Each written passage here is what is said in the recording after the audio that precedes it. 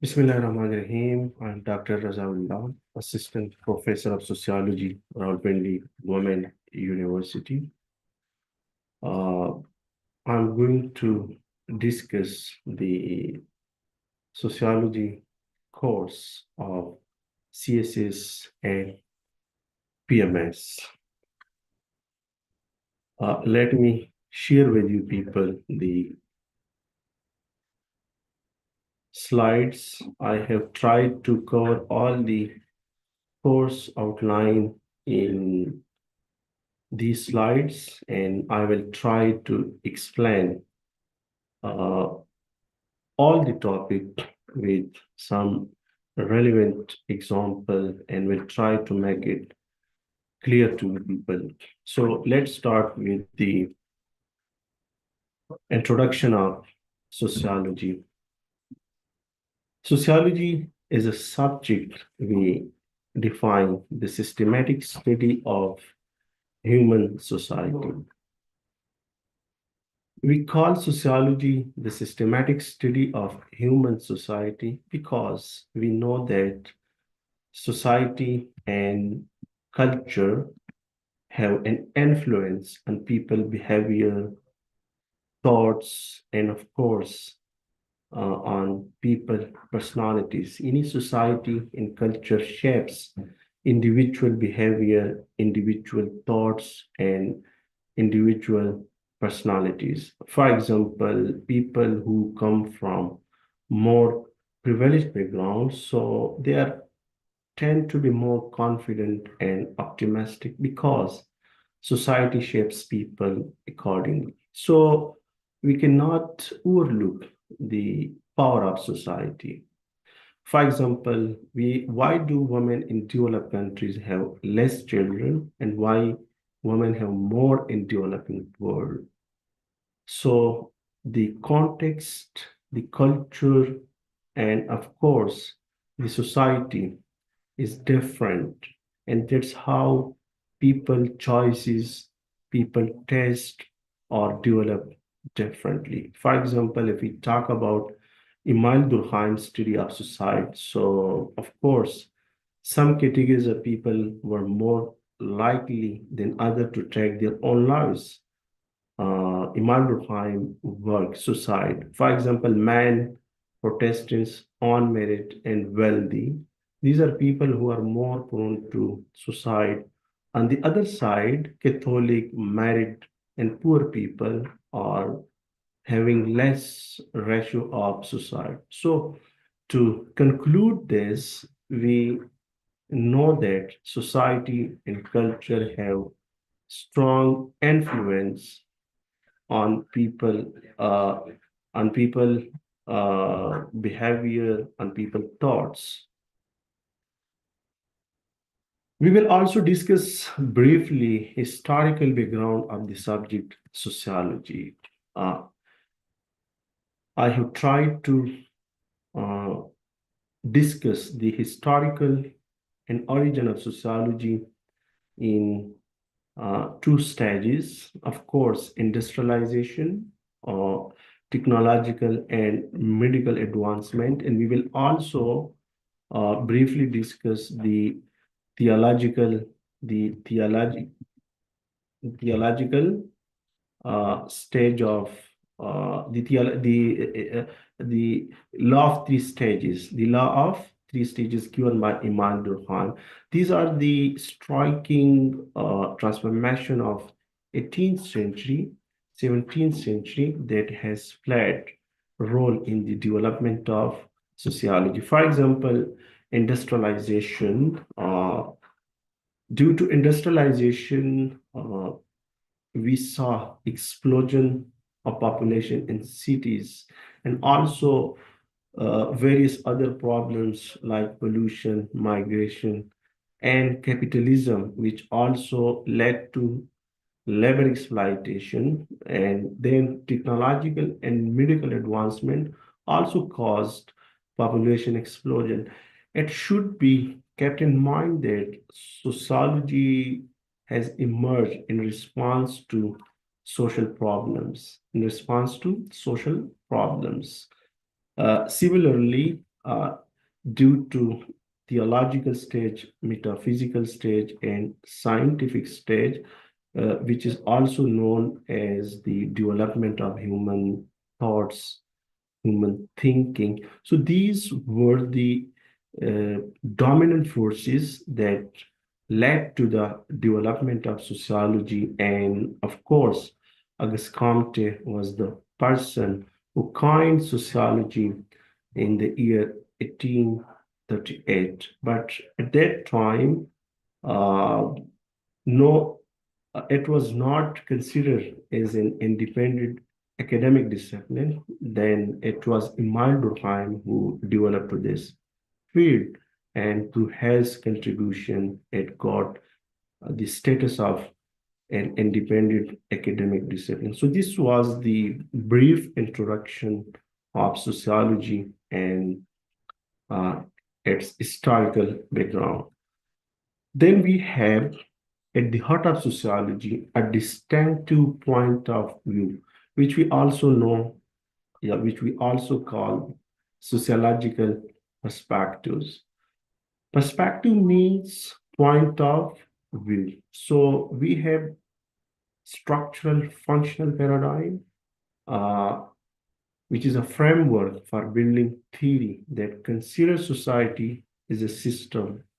Unique and belief that society is comprised of various parts, which we also call its institution, and there must be strong coordination among all these institutions, and it's important for having harmony and solidarity in society. For example, Herbert Spencer, famous analogy of society with human body. This will make you people more clear on the historical, on the structural, functional perspective, structural, which is also known as structural functionalism. For example, he has compared society with living organism, yeah, with human body, and we know that human body has various parts. If we want to have, if we want that a body perform smooth fun functions, so it's important that all these parts work in coordination. So same is the case with society. If there is any defect in any institution, it will cause a disturbance in all other institutions. So for structural functionalist, society is a complex system whose parts work together and bring harmony and solidarity in society. This school of thought was also carried out by Talcott person, Robert K. Merton. They have also contributed to this school of thought. Then we have the social conflict paradigm. Unlike the functionalist school of thought, yeah, unlike the structural functional analysis, uh, this school of thought highlights society is a place of inequality. Any how factors such as social class, race, ethnicity, gender, and age are linked to the unequal distribution of money, power, education, and social prestige. In simple words, as we mentioned that unlike functionalist, which emphasizes on harmony and solidarity, uh, this perspective believe that how social structure benefits some people while depriving others.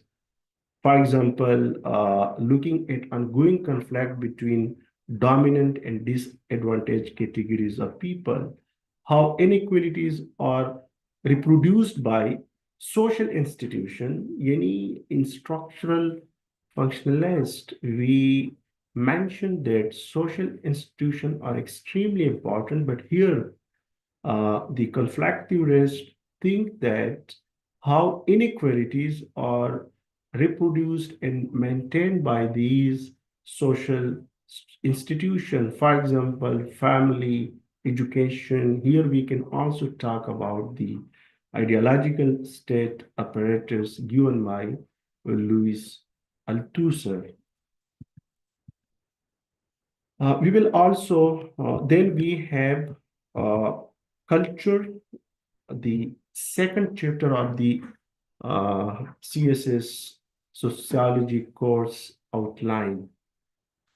Culture is the value, belief, behavior, and material objects that combine make people way of life.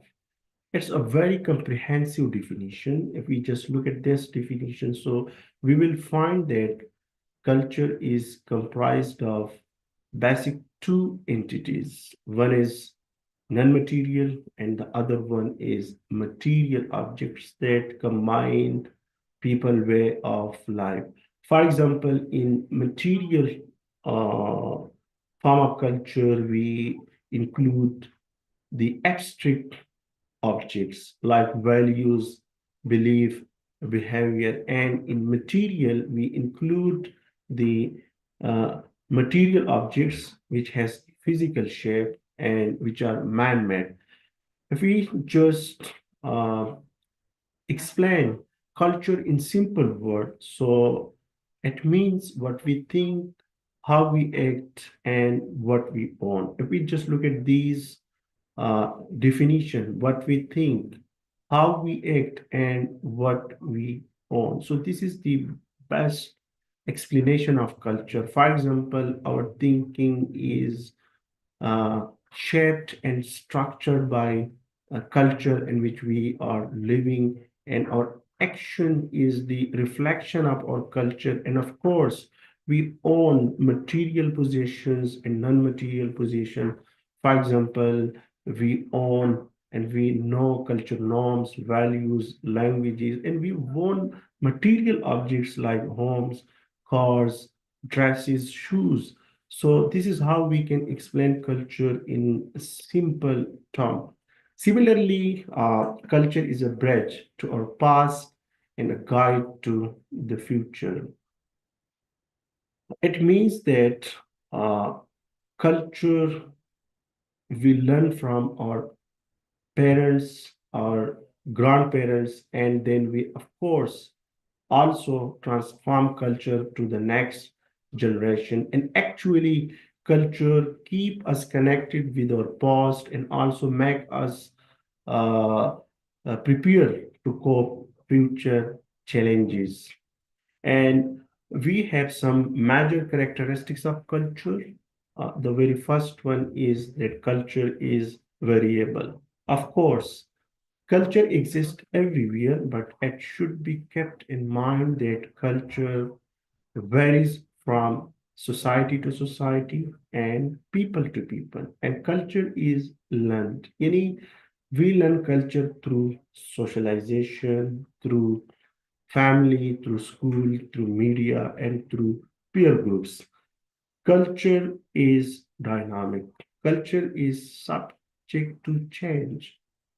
And culture is social, culture is the product of society.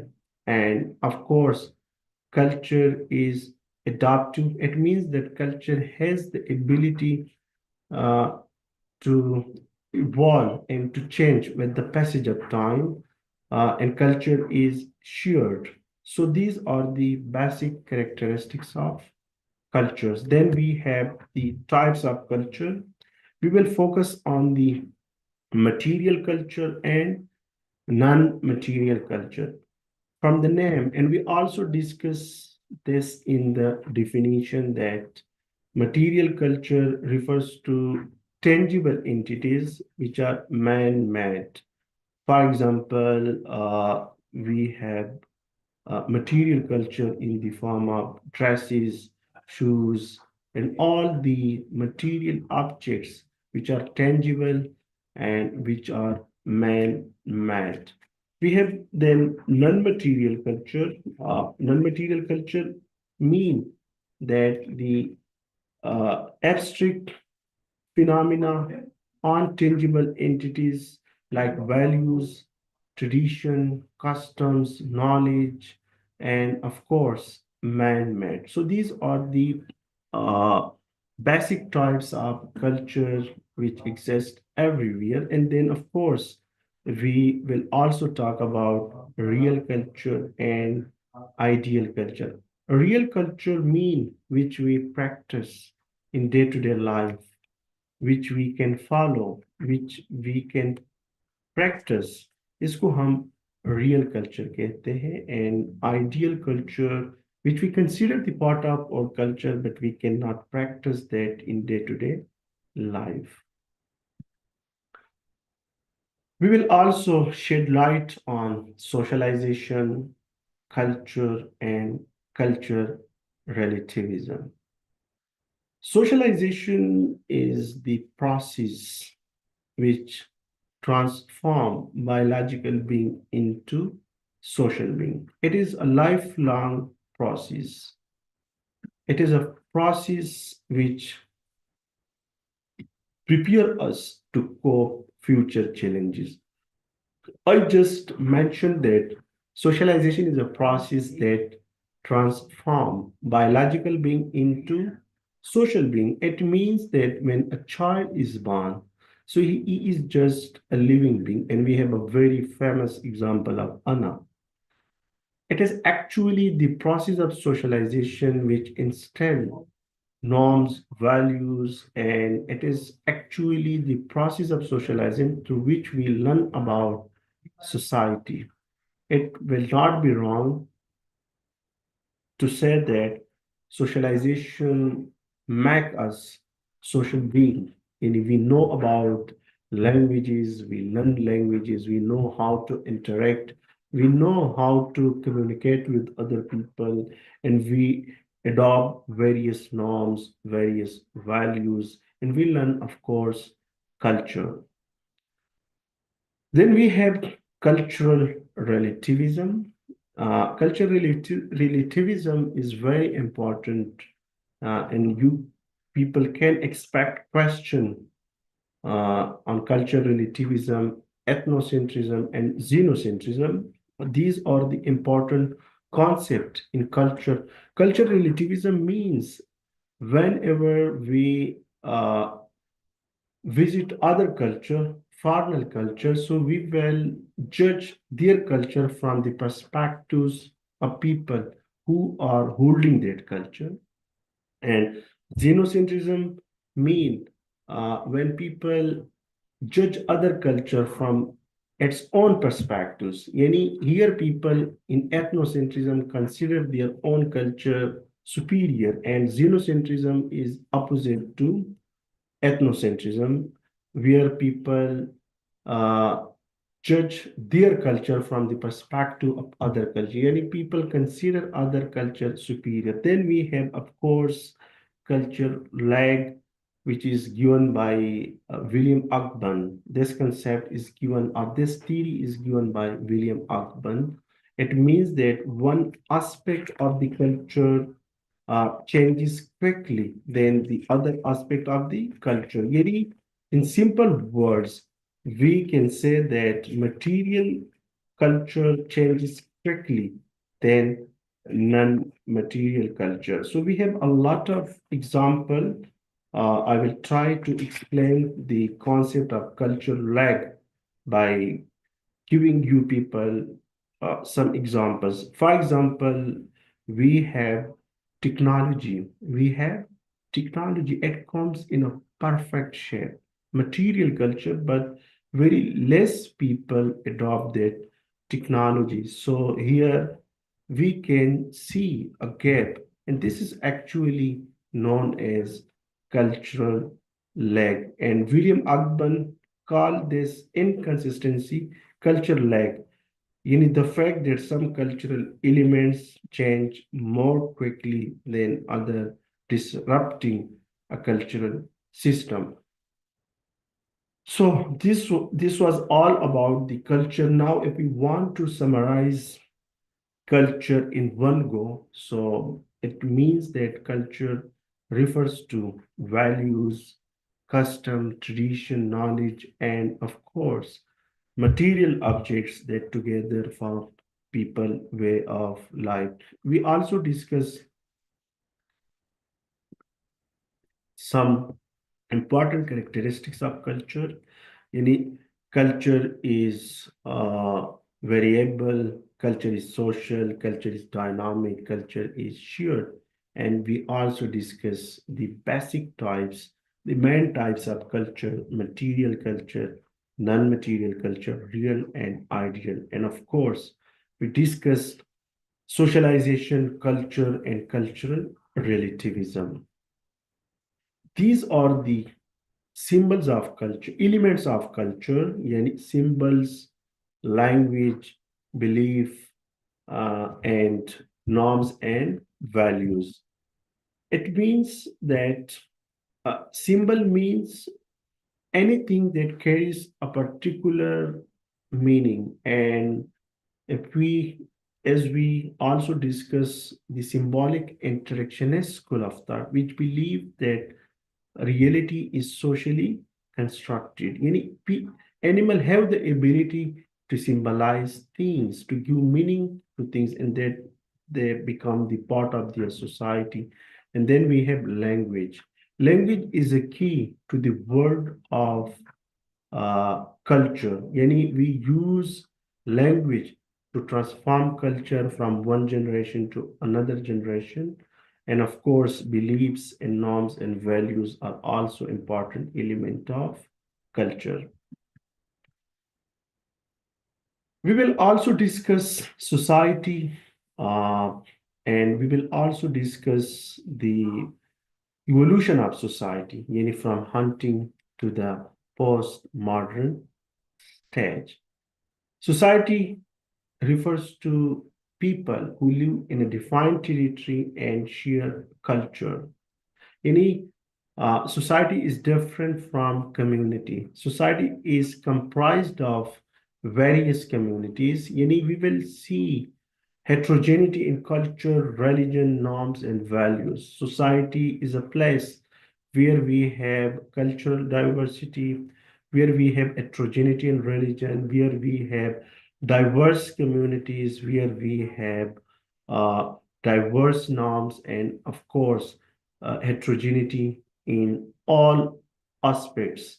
We can say that in society we have a sense of I feeling. Any community, if we just engage here in Durkheim, mechanical solidarity and organic solidarity, people in community or in mechanical solidarity, people are having strong bonds, strong connections, while in society, people have I feeling because it refers to people who follow a culture, not a common way of life. We will see different ways of life. We will see different uh, religion, different norms, and variation in values and norms. So this is how we understand society. If we explain society, which has been explained by Lansky, technology has played role in the development of society. And of course, Karl Marx give importance to social conflict, the main cause of social change in human society. And Max Weber, of course, credits power of ideas. And already we discussed Emile Durkheim, mechanical and organic solidarity. And Herbert Spencer has social evolution theory from simple to complex, that how society has changed from simple to complex, which is based actually on the biological evolution or physical evolution. If we want to understand social evolution, so we have to explain biological evolution, that how living organism transform from unicellular to multicellular. And the same philosophy has been applied to society, that society was quite simple in its initial stages. With the passage of time, due to complexities, due to human needs, society moved from simple to complex, from mechanical to organic. Evolution of society, we have these stages: hunting and gathering society, the most simple society where male used to hunt animal and female used to gather seeds. And then we have horticulture and pastoral society, agriculture society. Here we will also talk about the infrastructure and superstructure, that how economic institution became the foundation of superstructure, yani all other institution. Uh, and then society shifted to industrial society and post-industrial society.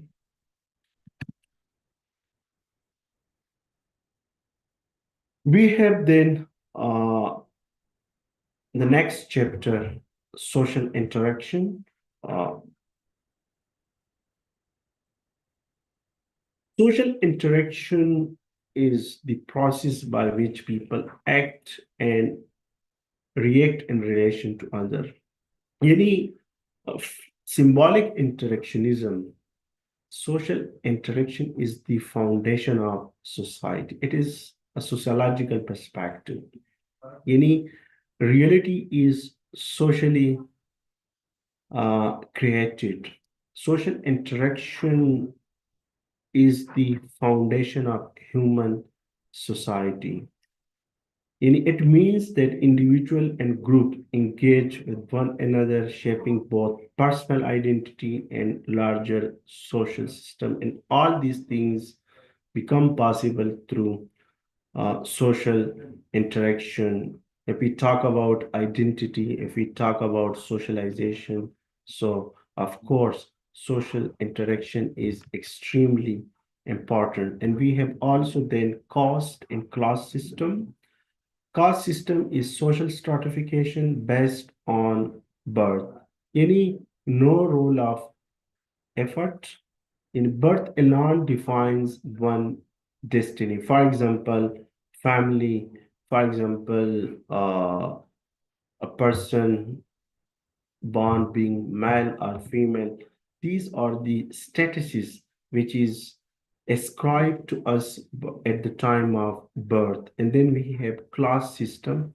And it is also social stratification, which is based on both birth and achievement. For example, a person who is born in a poor family, so by that time he is poor, but he can get education, he can change his condition. So this is how social system is based on both birth and achievement. If we talk about form of social classes in uh, which is discussed by Karl Marx. So we have two classes, bourgeoisie and proletariat in rich and poor.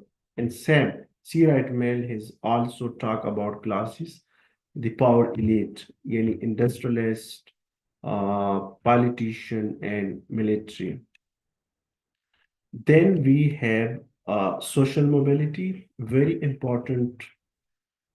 Social mobility is society is highly dynamic, marked by significant changes.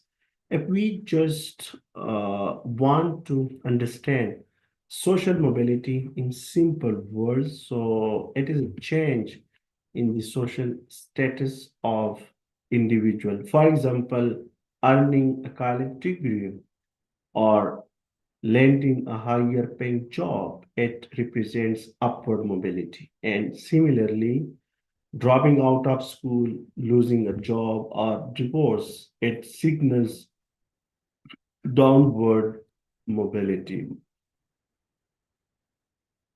Social mobility over the course of the last century has been fairly very high. Of course, in primitive society, social mobility was very slow, and you can say that people have had less opportunity to change their status change their position. But over the last century, we have seen that social mobility has been fairly high.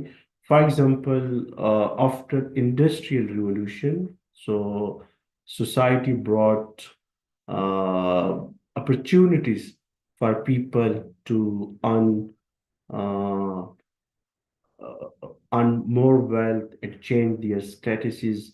And of course, in today's society, where people have opportunities, if they have skills, they can earn a good job, they can earn good status. So this is how social mobility over the course of the last century has been very high. And second point which we have seen that long-term trend has been upward. Yani people are improving their statuses, their position. Yani in today's society, the long-term trend has been upward. Yani people experience upward social mobility. And similarly, within a single generation, uh, social mobility is small. For example, within a single generation, if we talk about within a single generation, so we will see very small social mobility. But if we talk about between generation, yani if we compare ourselves with our ancestor, so we have more opportunities today to improve our social standing, our social position. And since 1970s, social mobility has been uneven. Many people experience upward mobility. So this is the general conclusion about social mobility. We have also various types of social mobility, upward social mobility, downward social mobility, and of course, we have horizontal social mobility, structural social mobility, yani, which happens due to structural changes in society. And we have relative social mobility and absolute social mobility. Then we have the next chapter, social control. Social control for sociologists is the attempt of society to regulate people behavior and people thoughts. Any, in simple words, we can say that the mechanism, strategies, and institution that society use to regulate individual behaviors through norms, values, and of course through rules and regulation. Social control is power. Foucault view, social control is not just about laws, but about subtle, invisible mechanism. For example, how society, how culture shape behavior without coercion. Here we can also engage Louis Althusser, ideological state apparatus, yani how media, how education, how uh, family, and how other institution through ideology, not through force, not through coercion, control people. Marxist approach, of course, it's a tool for maintaining power and inequality rather than justice. It's conflict analysis of social control. And we have also structural functional analysis of social control. Yani we, from structural functional perspective, consider social control is extremely important element of society which regulate people behavior and of course which bring peace and harmony in society.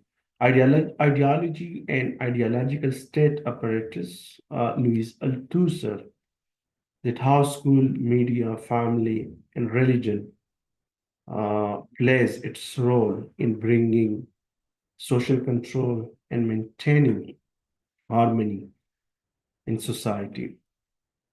Socialization, where individuals are taught not only to obey laws but also to adopt beliefs and behaviors that support the existing social order. For example, schools teach not just academic knowledge but also teach us discipline, conformity, and respect for authority. We will discuss in more detail about the mechanism of social control. And we will also discuss that which mechanism is more effective. We have formal mechanism through which we control people like courts, prison, police, and rules and regulation. And of course, we have informal, through religion, culture. These are the mechanisms which are used by society to control people behavior. Biological context of crime and deviance. Any biological context mean that Caesar Lambrose, Italian physician, has linked crime with physical traits. That how, for example, low forehead, prominent jaws and cheekbones, big ears, lots of body hairs, and long arm. This is purely essentialist approach that criminal are criminal by birth, like people who are having these characteristics like forehead, prominent jaws, and cheekbones, and as being the student and teacher of sociology. So we believe, of course, in social constructionism. We cannot overlook the power of society. Power has a strong influence on individual personalities, individual behavior. So this is all about social control, its mechanism, and formal social control, and of course, informal social control. Then we have the next very important chapter, social change. Social change refers to the transformation of culture and social institution over time.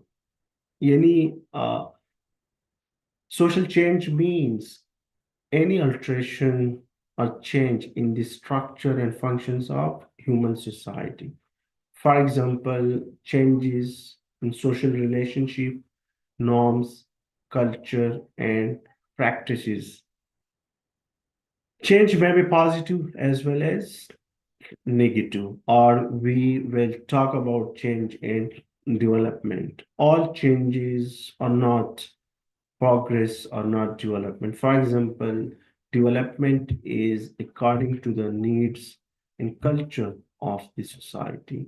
We have many changes, but people oppose such changes if they are in contradiction with your culture, with your society. And of course, change may be planned as well as unplanned. Then we have culture change.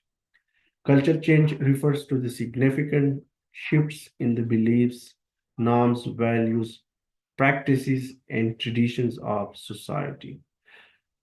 Here is a question, and here is a bit confusion that whether culture change comes first or social change comes first. So, of course, changes happens happen first in culture aspect, and when it influence human life, then it becomes social changes. So we can say that all culture changes are not social changes. And uh, the transformation of society, culture over time is, of course, representing cultural changes. It may be gradual or rapid, are planned or unplanned. And of course, if we talk about globalization, if we talk about cultural diffusion, so these processes has accelerated the ratio of social changes in society because we are living in the era of globalization and we are virtually connected with people who are living in other society. And this is how uh, culture convergence, which means that people will experience similar way of life across societies. For example, if we just look at the dressing of people who are living in metropolitan cities, like who are living in urban centers. So people have almost similar way of life, similar dressing styles. This is because of the globalization and quick means of transportation that people develop similar way of life. And of course, we have cultural differentiation and cultural hybridization. Culture differentiation that despite the globalization, quick means of transportation, culture remains different because every culture have their own philosophy. And here we can also talk about the clash of civilization. Paul Huntington, I think, who has given some examples that Muslim cultures is different from Hindu culture because their ideologies are different. And of course, then we have some processes of social change like invention, discovery, diffusion, and conflict and change, ideas and change. Max Weber, that these are the causes of social change that bring changes in society. We have also some characteristics of social change. For example, social change takes place all the time. It means I have just written here a quote that you cannot step into the same river twice. Yeah, nothing is constant except death and taxes. It means that change is the permanent element of society. Everything is subject to change except death and taxes. Similarly, some changes are intentional but often unplanned, and some changes matter more than other. Yani some changes have only passing effects, like we change clothes, we change clothes, and because if the weather demands uh, winter weather के मुताबिक we use different clothing. जब winter चला जाता है then we use clothes according to the next weather. Similarly, some changes matter more than other, like technology. Technology is ever uh, lasting aspect of society and it exists forever. And similarly, some changes is controversial than other. Again, if the change is not according to the needs of people, according to the desire of people, then people will oppose such changes. For example, if we talk about the rural Pakistan, so if the change is not according to the culture, according to the religion, then people will oppose that change. And of course, that change will be controversial for those people. Similarly, we have the next chapter, which is very important, uh, is the social institutions. Very important. Uh, Social institution is interrelated system of social roles and social norms organized around the satisfaction of human needs. Any social institution refers to the rules and regulation which meet basic social needs. Every society has some important social institution like family, education, of course, religion, and political institution, economic institution. So we will start from family. Family is a social bond which is based on blood, marriage, or adoption. Marriage, family is a social institution which is based on blood, marriage, or adoption. Yani, when people are related to each other either by blood, for example, siblings, for example, parents and their children, or when two-person is related on the basis of marriage, for example, husband and wife, or adoption. Sometimes people adopt a child.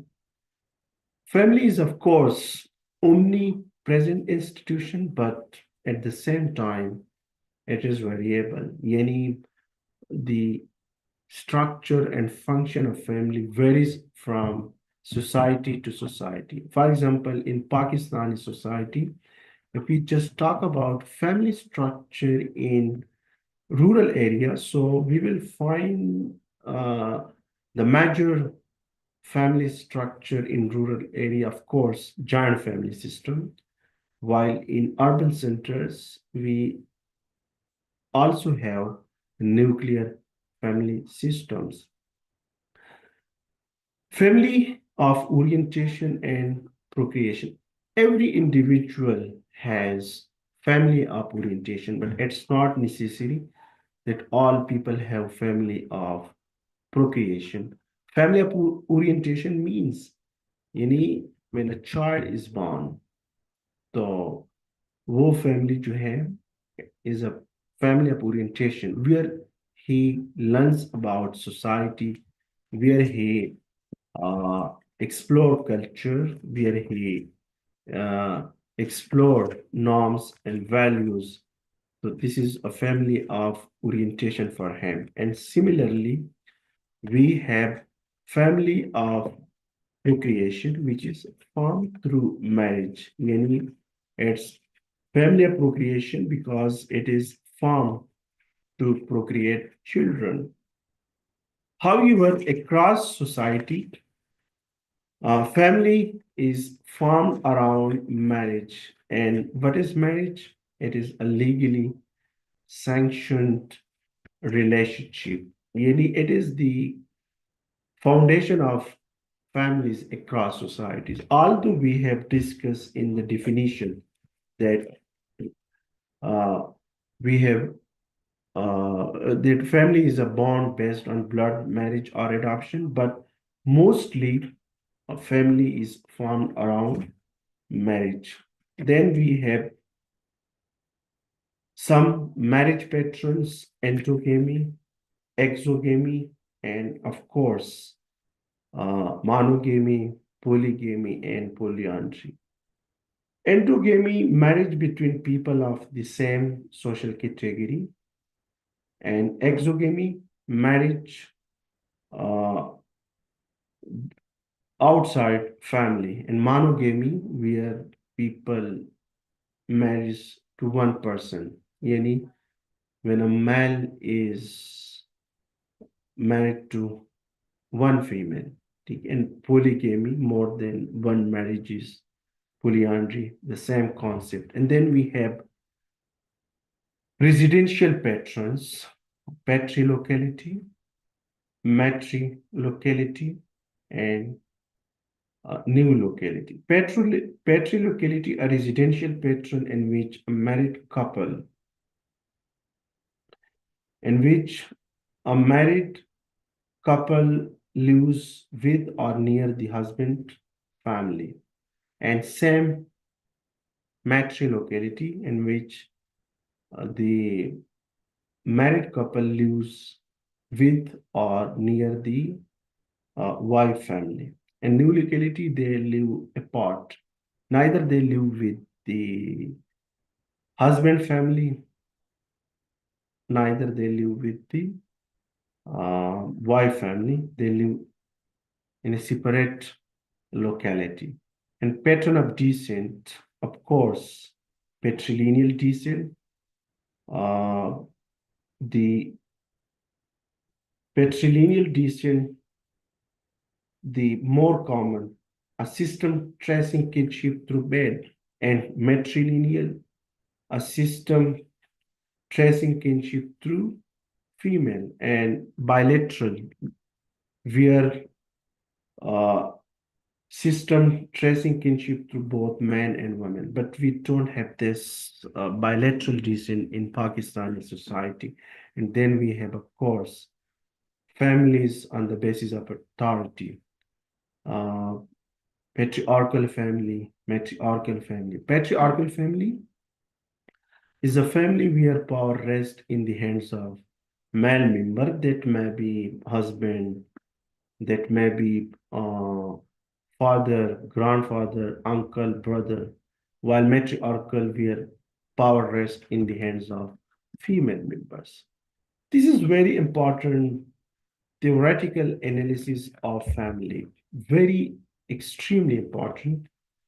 If we just look at the family functions from the perspective of structural functionalist, then of course family performs several vital tasks. And we can say that family is the backbone of society.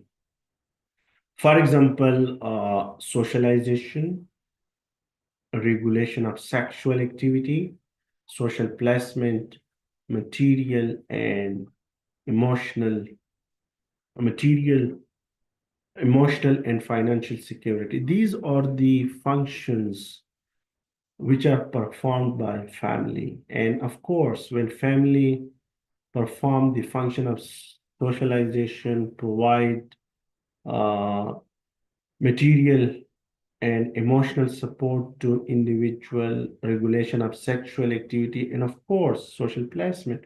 So definitely, we can say that family is the backbone of society. However, social conflict analysis of family is completely different. For example, family perpetuates social inequality. Just in the very first slide, endogamous marriages, uh, property and inheritance, and patriarchy, of course, family everywhere are patriarchal in how it perpetuates and how it uh, keep male hegemony. So this is how the social conflict analysis of family is completely different from the structural functional uh, analysis. For example, property inheritance, family support the concentration of wealth and reproduce the class structure in uh, and reproduce the class structure and endogamous, as we discussed in the first slide of this chapter. And of course, patriarchy, families transform women into the sexual and economic property of man. This is a purely social conflict analysis of family, and we also can criticize this approach. For example, social conflict analysis shows other side of the family life, its role in the social stratification, and it has completely ignored the important function which are performed by family like socialization, regulation of sexual activity, and social placement. Then we have religion, another very important social institutions, religion. For Imam Durkheim, religion involves things that surpass the limits of our knowledge. For example, Human define most objects as profane, ordinary things of everyday life, and sacred, uh, which people set apart as extraordinary things. Yani actually distinguishing profane from the sacred is the essence of all religious beliefs.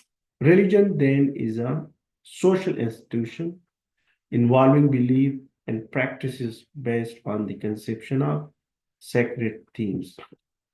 Religious diversity. It means that not all things are sacred to all. For example, a person who is the believer of one religion, then the sacred things of other religion may not be sacred for him. We have, of course, the theoretical analysis of religion. Religion is extremely important because it performs several vital tasks for human society: social cohesion, social control, and of course, it provides meaning and purpose. And we have also social conflict analysis of religion, like the other institution which we discussed. Then we have education. Education as social institution is extremely important in society. For example, education is the institution which enables a member of the society to cope future challenges. Any actually it instills uh, job skills, and of course it gives them and prepare people to cope and face future challenges. It is actually the process of socialization which begins informally at homes. Yani, of course, we informally learn many things about society in home through socialization. And then formally, it started in educational institutions. So education is extremely important institution of human society. And if we just explain its structural functional analysis, so of course, it performs both latent and manifest function. It's very important, which I didn't explain in the first slide of the social institution.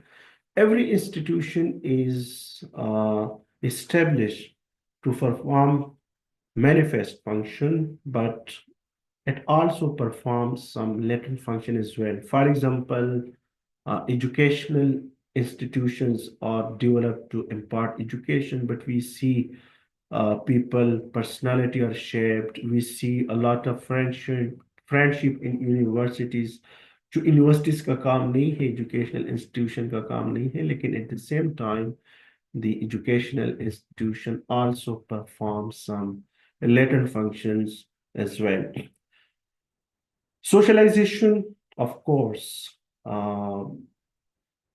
education is one of the major agencies of socialization. Yani after family, we learn in schools, we learn in educational institution. हमारा जो socialization है, it extended to school and educational institution and cultural innovation, social integration and social placement. These are the important functions of social educational institution. Keep in mind that structural functional analysis always consider the important role of any phenomena. For example, even Iman Durkheim has given the structural functional analysis of deviance, that deviance sometimes uh, brings changes in society. Responding to deviance clarifies moral boundaries. Responding to deviance promotes social unity. So structural functional analysis, if that is the family structural functional analysis, religion structural functional analysis, economic institution structural functional analysis, or political institutions. So then these institutions are extremely important for society, as we discussed in the structural functionalist perspective, that all these institutions work together and bring harmony and solidarity in society. But on the other side, social conflict analysis, it's a very critical approach. You need here educational institution perpetuates social inequality. For example, social control. Children are taught to learn discipline, to learn cultural norms, hidden curriculum, ideologically embedded text. We have so many examples that uh, education perpetuates social inequality, hidden curriculums, the interest of elite class, and class-based education, of course. If we talk about Pakistani society, so we have class-based education, which uh, actually gives people the image, different image of the similar society. Similarly, problems in educational institution of Pakistan, grade inflation, of course, one of the emerging issue. Student passivity. Everywhere, students remain passive. They don't ask questions. It doesn't mean that students don't have the ability. Maybe there's something wrong in the education students. Why our education institution are not creating students who are critical? And of course, lack of trained teachers, dropping out, outdated curriculum, and lack of women inclusive educational institution, discipline and violence. We will also briefly explain politics in government. We will start with the basic observation by Max Weber that every society is based on power. What is power? The ability to achieve desired aims despite resistance from others. Exercise of power is, of course, the business of government.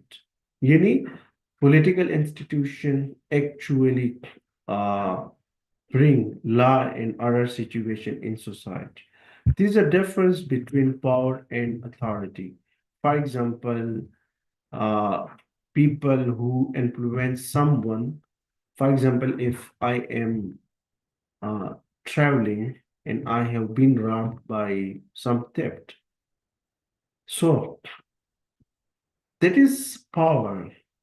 But if I violate traffic rules and I get fined, that is authority because we perceive that as legitimate rather than coercive.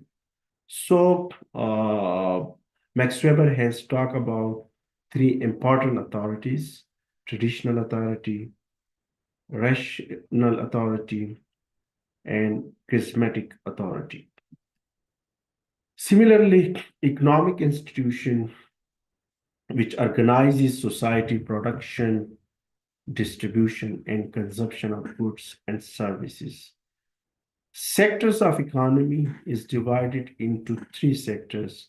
Primary, yani वो part of economy that draws raw material from the natural environment. Secondary, transformed raw material into manufactured goods. And tertiary sector, which involves services rather than goods. Here, historical view, infrastructure and superstructure, that how economy became the infrastructure, the foundation of superstructure. Superstructure, all other institutions apart from infrastructures. These are the functions of political institutions, lawmaking, law and order, similarly protecting national sovereignty, promoting social welfare and justice, conflict resolution, policy formation, and of course, fostering national identity and cohesion. And these are the functions of economic institution. Then we have the last chapter, social problem. We will discuss here some major problems of Pakistani society. Social problem refers to any issue that affects the majority, any considered undesirable or harmful by any situation considered by which is considered undesirable or harmful for a large portion of society. In simple words, we can say that problem can threaten our society. Problem has negative consequences for the majority of population. As we are the student of sociology, so social problem is not something which affects very few people. When it becomes the majority population, large number of people, then it is called social problem. Any Horton and Leslie, social problem is a condition many people consider undesirable and want to be corrected. It is a condition affecting many people in ways considered undesirable, about which it is felt that something can be done to harm. Any very important collective measures. Collective measures. Individual issues need individual measures. For example, if I have issue of not scoring well in uh, exam, so it means that something is wrong at my end.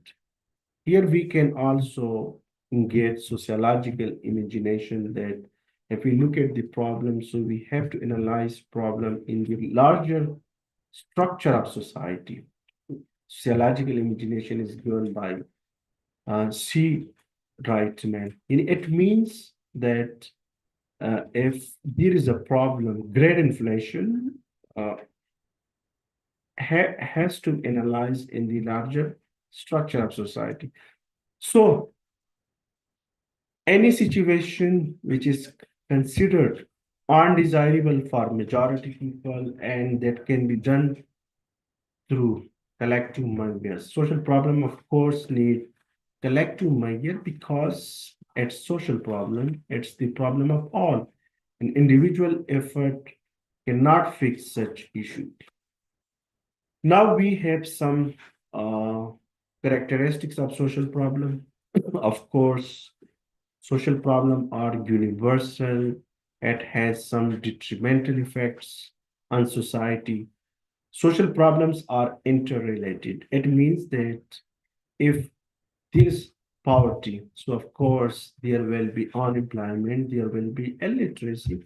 So these are interrelated and social problems are related to. And of course, social problem can be fixed, is researchable. These are the key social problems of Pakistani society: population growth, child labor, gender inequality, poverty, and unemployment, brain drain, and drug addictions. For example, population growth, causes and consequences of population. I think completely differently from people who consider population growth is a problem.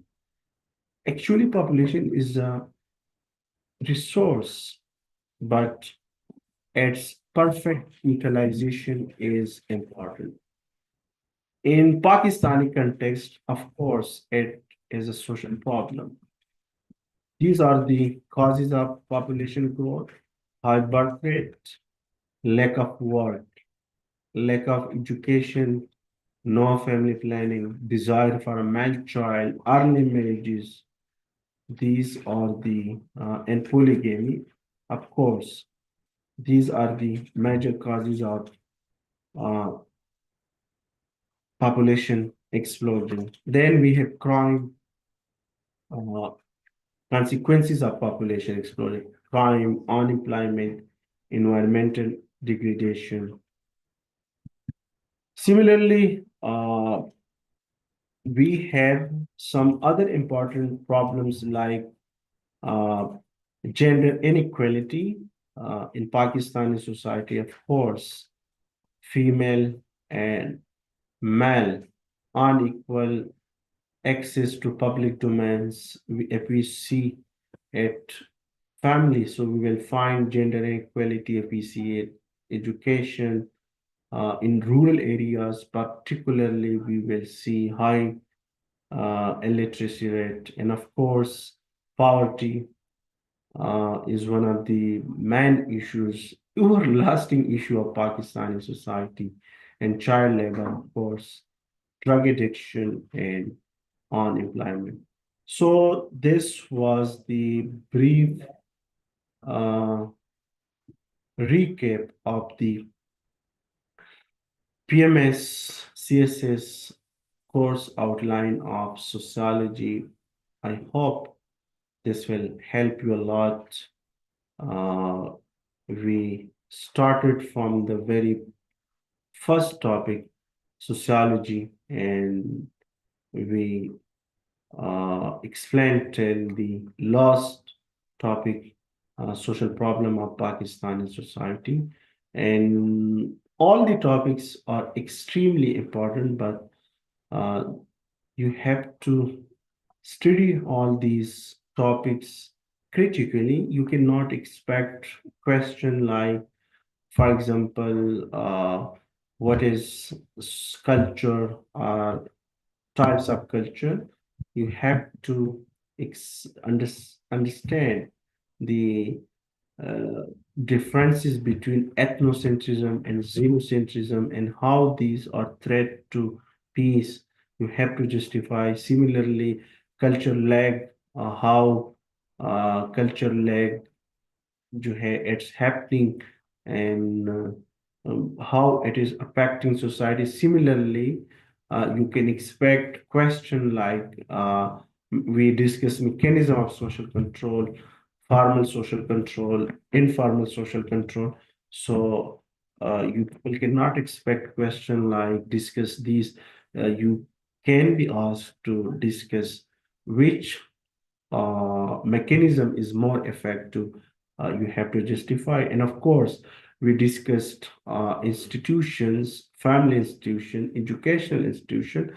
If you people might be thinking that education or family perform some good function for society, but now you people are familiar with the other side as well, as we explained the conflict analysis of education, which perpetuates inequality, like our family, which perpetuates inequality. So you have to comprehensively, conceptually understand all these topics. Similarly, we also discussed about the social mobility, uh, and of course, we discuss various types of social mobility, and we also discuss social mobility, some common uh, conclusion, a general conclusion of social mobility. For example, in the last century, the rate of social mobility has been fairly high. Within small generation, the social mobility is usually small. So you have to understand all these concepts very comprehensively. If you people have conceptual understanding of these topics, so you can attempt any type of question. You people are now familiar with the sociological lenses, which is actually sociological perspective at the heart of sociology. Like we discuss structural functionalism, we discuss conflict perspective, and we discuss symbolic interactionism, and of course feminism, feminist perspective. These will actually gives you sociological lenses, and you will now look at the issues very differently, not like a layman, not like other people. So very important. And uh, you people have also, I have also discussed the major forces of 18th century that led to the development of sociology. So I hope I tried my best to explain all the topic with in simple words, in simple language, and I hope you people will uh, get it easily. So with this, uh, I wish you all good luck. Allah Hafiz. Assalamu alaikum.